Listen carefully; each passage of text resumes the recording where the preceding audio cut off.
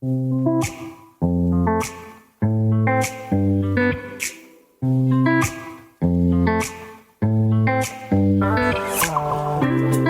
welcome back, everybody. It's time to meet our community, the Hispanic business community here in Orange County. Powered by the Orange County Hispanic Chamber of Commerce and Orange County's only community radio station, OC Talk Radio. Streaming live from our studios here at the University of California, Irvine's Beale Applied Innovation Center with the most innovative guy I know, John Gutierrez. Thank you, Paul. Thank you, everybody, for joining us again at our Orange County Hispanic Chamber of Commerce community podcast show. We have a special guest with us today. He's one of our board members, a community leader, our good friend, Irakli Bandzeladze, a.k.a. known as Rocky. That's what we know him as. He's Executive Vice President, Head of Business Banking at Banc of California. He also has a doctorate in organizational leadership from Pepperdine, relational leadership related to today's world, business and nonprofit. Everybody, please welcome Rocky. Thank you for being here. Thanks for being here, John. Appreciate it. Thanks for the invite. Oh, man. So we'll go into some very important topics as far as a lot of the stuff that you're doing in the community where you help a lot of businesses, and we'll go into all that, which I think it's important that our viewers get that good knowledge, which is what we try to focus on the show here, right? But let's start off by sharing a little bit about who you are. Tell us a little bit about yourself, your family, your hobbies, and then we'll get into the fun business stuff. Sure.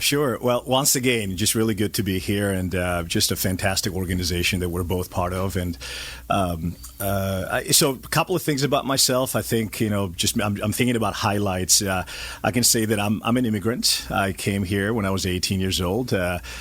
Just remember like yesterday landing in JFK airport and coming out of the airport and just hot air just hitting my face. $150 in my pocket after my dad sold his car and really? Bought and that was it, and didn't know a soul. So, and then just blessed that I landed here after 6 months. I arrived here in California, landed in Irvine, and I've had that's a good place to land.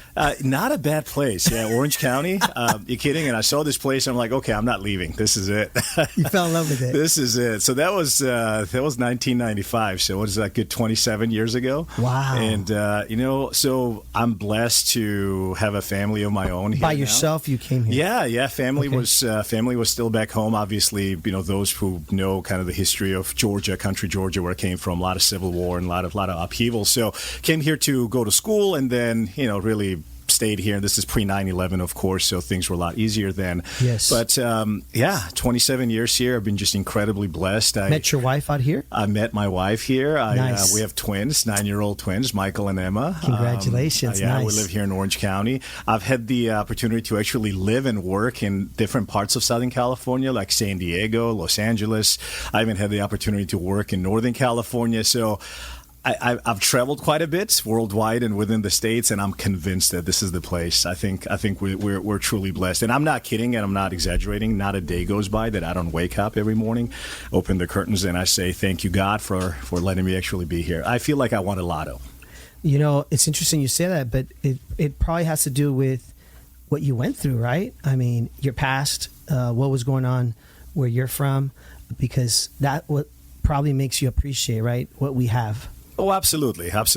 Just a quick story I can tell you is, my story is not a unique story, right? I think there are a lot of immigrants who come here, they have a hard time, but they adapt. And I think if you work hard and you believe in the rule of law, you can really do well in this country, right? So, but really quick story. I was actually starting a new job. This is like a few years ago, over 10 years ago, and I'm telling my story to one of the colleagues there first time, and I'm kind of feeling good about myself, like, okay, here's what I did, and here's what I did, and this was the introductions, and this lady and we're still friends today, Vietnamese lady, she turned around and she said, Rocky, you're very, very lucky. I go, well, yeah, I am very lucky. And she's like, no, you don't understand. You're very, very lucky. You actually got to fly here on an airplane. My family came here on a boat, and my brother died on a boat. So, that moment I learned that no matter how tough you had, there's always somebody else who actually had it a lot tougher. So that's basically what I wanted to say there. We all have unique stories, but there's also a lot of hardships out there. Well, and it's the amazing immigrant story, right? Of hard work, dedication. And that's where I want to go into a little bit of how did you end up in this industry? How did that all happen? Yeah, so I had actually my parents were a little bit crazy, so they put me to school really early. So by the time I came here, I had actually a bachelor's degree. But you would laugh, I had a bachelor's degree in economics, right? So former Soviet country and economics. Good for you. Well, yeah, but it's an oxymoron, right? So when I came here, from my parents, like you have to start from the very beginning. So I started junior college. I transitioned to Cal State Long Beach. I studied econ again, and right after college, I got recruited at there was Northwest Financial then. Actually, many people do not know Northwest Financial actually bought Wells Fargo a long time ago. Really? But Wells Fargo was a better name, so they kept it. So I worked there for a good 10 years, but it was just by default. Those people who actually have graduated with econ or take econ classes know that you kind of know a little bit of everything, but you really don't know anything. Don't say that let's not repeat that again. Well, that's the fact. So, so that's kind of how it started. I was recruited, and I've been in financial services industry now the last 23 years. I had my MBA in 2007, and then I had a just great opportunity to finish my doctorate degree this year. So, congratulations! So all my schooling predominantly is here. Well, that's great that you've continued to evolve.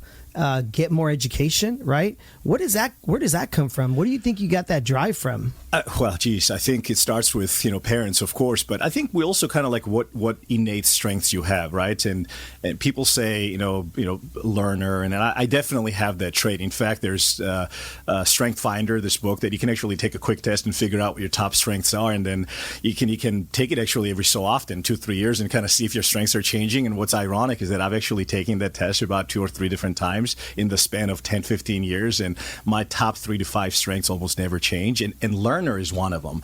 And I'm a true believer that we exist because we need to better ourselves and then the better people around us, and the only way to do that is by learning. I mean, we're conditioned, we're like coded to learn, right? So if you're paying attention, it doesn't have to be a formal degree, right? You can read a book and learn, you can talk to somebody and learn, right? But learning is just fundamental to anything that we do. But I think you have this open mind of I'm going to evolve and change, or I'm going to adjust, because again, how do you end up at the Orange County Hispanic Chamber of Commerce, right? I get so many people who always say to me when I give them the card or the information, well, I'm not Hispanic. I don't think I can be part of your chamber. And it's like, no, you don't have to be Hispanic to be part of our Orange County Hispanic Chamber of Commerce. So how did that happen? Yeah, great question. And just going back to my history, right? I mean, I've been very blessed because I've had lots of friends, and the community really helped me along the way. A lot of people here, living in Orange County, San Diego, LA. I've had a lot of great mentors and champions. And as we get older, right, you start thinking about this, and to use cliches, you definitely want to pay it forward. You have to. Yep. You have to. OCHCC is actually one of the organizations that I met few friends that they described kind of what the organization did, and I got really passionate about it. My wife actually is Basque Argentinian. Okay. But when I was approached for this, when we had a conversation, no one really knew what my wife was actually Basque Argentinian, right? It was just hey, Rocky, here's what we do. Would you like to help? So I'm very passionate about giving back to the community, and that sounds very vague. Giving to like people and businesses, because they've given so much back to me over the last 20 some years. So that's interesting you point that out. My dad came here also as an immigrant from Mexico, and he told me growing up this famous quote that says, Spanish, una mano no se lava sola, which means one hand cannot wash itself. Right. I actually have it on my fraternity jacket from college. And the reason why, my dad was like, when I came to this country, there was people that gave me the hand of all different colors and races. And he would always tell me, always help others, always give back. And so it's interesting how you mentioned what you had to go through to get here, and now how much you really enjoy giving back. And I truly believe that you are one of those people that every time we reach out to you about helping us with something, just like we're going to point out here, the golf tournament, Estrella Awards, the SBA Awards, you're always involved in helping us, supporting us, sponsoring. And we just want to say thank you so much. We really appreciate it. My pleasure, and I also have to say again, kudos also go to the organizations that I've worked in the last 10, 15 years, and they've been able to actually support the organizations like Orange County Hispanic Chamber. We don't do this alone, right? I mean, it's not just our individual resources only. Obviously, it's our resources, but also the other people that work with us in organizations as well. But that's how we create big things, right? I mean, we have to work together. That's the fundamental thing about being successful here in this country. Yeah, and I'll point out again, folks, this Tuesday coming up, of course, is our Youth Scholarship Foundation fundraiser, which is our golf tournament.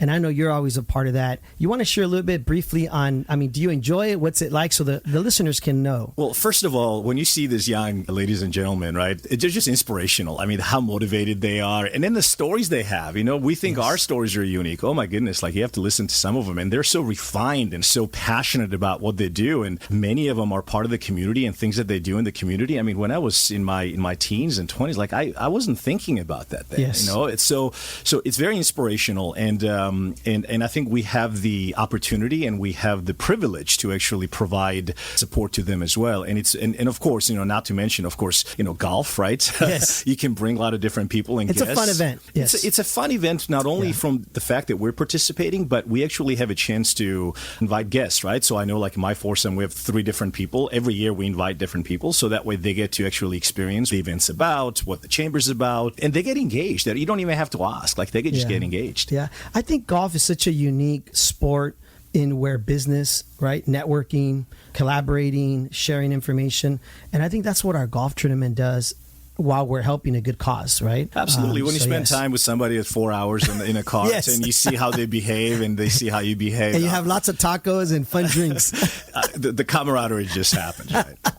Well, thank you so much for always supporting that. And of course, our Estrella Awards Gala. It's such a great event also, right? The gala Fantastic. And the SBA Awards. I know the gala is always fun dressing up. Your wife probably enjoys it, right? I know my wife does. We both do, absolutely. We both really get engaged during that event, and we invite a lot of different guests. I sponsor usually a table, so we have different guests That's there. Awesome. And it's one of the highlights events that we participate in on an annual basis. Now, share with me a little bit. You started a nonprofit, right?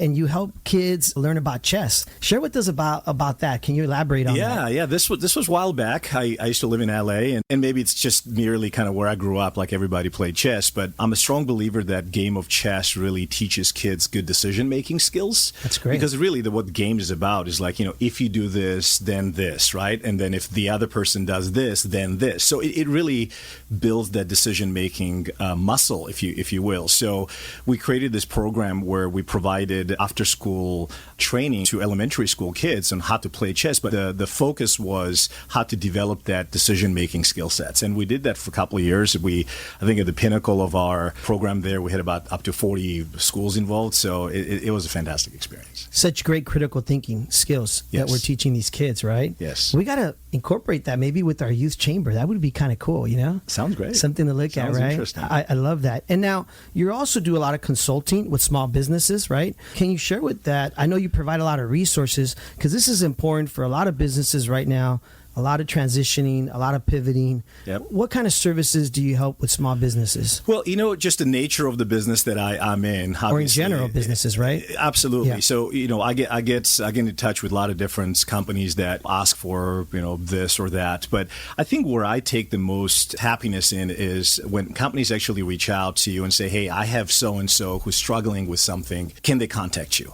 And when they contact, and a lot of times what happens in our industry is that, for example, if they need a loan, they not qualify for maybe their financials and up to speed or whatever the case may be, they're kind of being, for the most part, neglected, like can't really do anything with them. So they really don't know what to do next. And if you can get involved there and help them to kind of give them direction on, well, here's some of the things, here's some of the steps that you need to take, and almost guide them, right? Almost kind of being the unpaid kind of board member for them.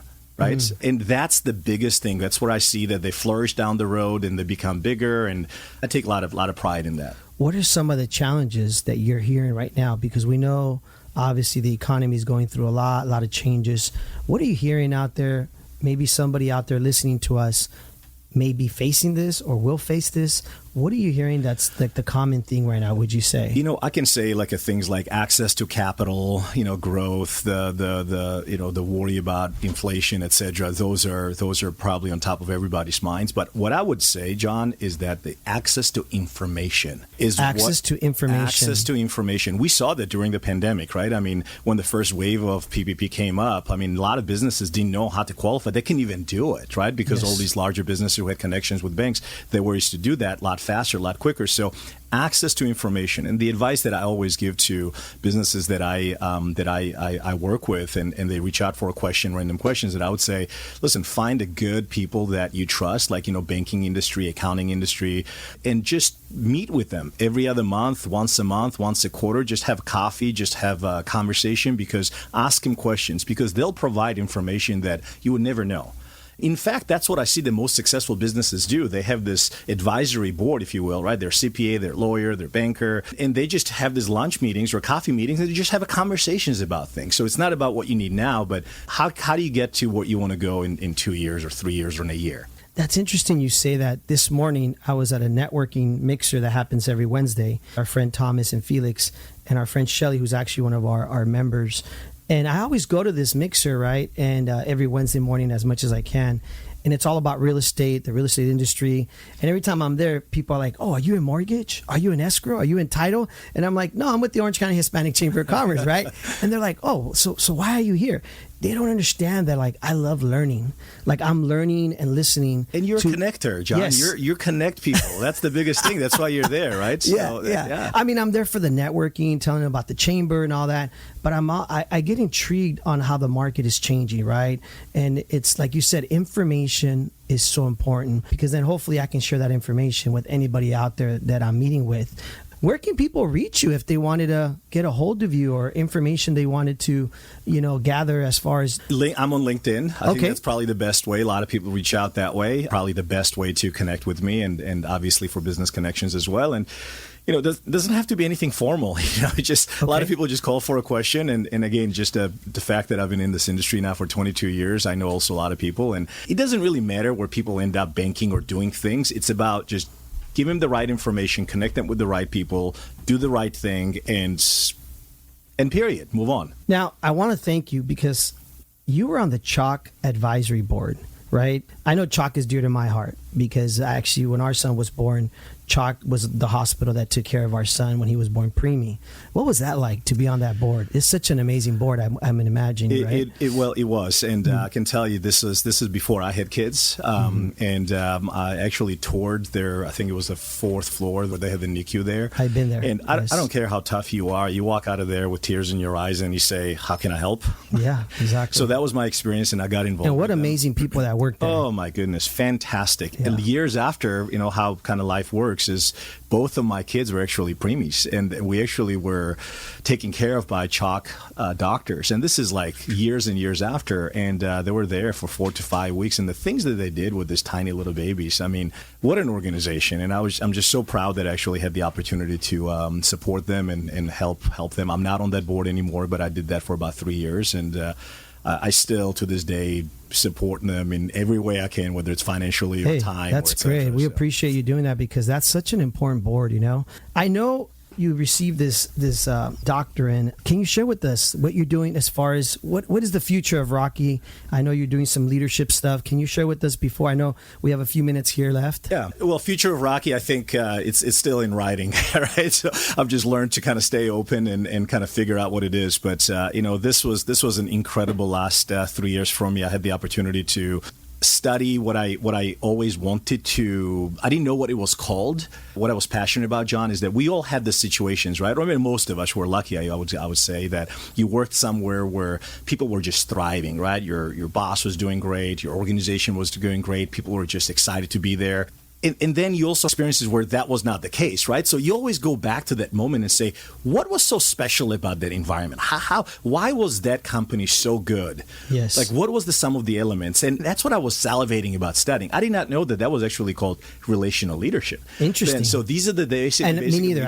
I never knew that. So that's something I learned today from you. Yeah, and what that means is it's not just a leader, right? It's not the leader individual who has XYZ skill sets or things. It's about what they do collectively with people that they work with, and how they ensure that people have ability to thrive and do well. And it's not a kumbaya situations either, right? These are really driven companies and groups that actually they do well, but also people thrive there. Like they have the psychological safety, et cetera, et cetera. So I was passionate about it, and I had an amazing opportunity to actually study this at an academic level. And I finished a dissertation. And we can talk more about this for hours when we have a little more time. No, I think that's great. I love the fact that you're always evolving, learning, just getting more education. We thank you for being part of our Orange County Hispanic Chamber of Commerce. Last but not least, where did the name Rocky come from? Is it from the movie Rocky? I always wanted to ask you that. So my dad used to actually be a boxer. Really? He was. So he actually competed at a very high level. And then when I came here, no one could actually pronounce my first and last name together, Irakli Bandzeladze. And with the stories that I told, Rocky stuck. Nice. And I did do a little bit of boxing as well, but nothing that earned that name, right? It was really for Well, listen, your life story is like Rocky. I mean, if you think about just how you said when you arrived here to where you are today, it's that overachiever, working hard, right? I'm pretty sure there was some tough times for you, and for you to be where you are today, congratulations. Thank you very much. And again, I don't want to sound like a cliche, but just the people around you kind of shape up your world, right? And that's kind of what we do with the Hispanic Chamber, right? I mean, this is what we really strive to do. People around you shape up your world. Well, thank you for being here with us. Folks, there you have it. Our dear friend Rocky here, who's one of our board members, Executive Vice President, Head of Business Banking at Banc of California.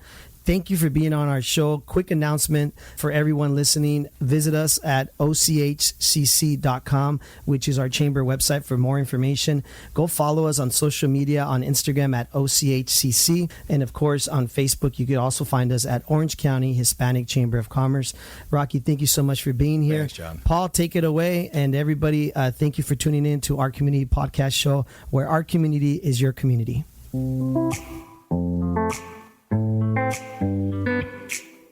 Well, there you have it. Another great reason to tune in each and every week to meet our community, the Hispanic business community here in Orange County.